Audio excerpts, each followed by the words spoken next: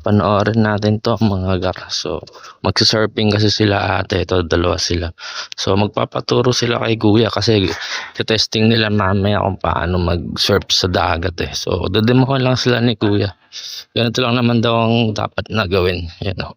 Sundin lang yung instruction niya. Tapos, para hindi sila malaglag sa dagat, mahirap na pag di pa sila marunong lumoy, di ba?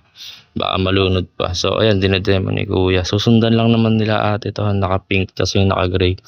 Ayan o. Madali lang naman daw basta sundin yung ginagawa. Ayan, nasusundan naman ni ate. Ayan, dinedemo ni kuya. Mukhang si ate yung unang testing. Ayan, si ate naman. Tumabi si ating naka-pink. So, tatry ni ate yung dinemo ni kuya kung paano gawin. Ayan. Nasundan naman ni ate. Madali siyang turuan. Yan, nakukuha niya naman yung tinuro sa kanya. Yan, tatay. Di ba? Basic, madali lang naman daw pala. So, dapat lang na talaga nakikinig sa instructor.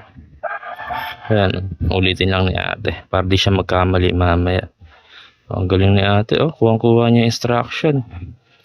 Basic na yan mamaya sa dagat.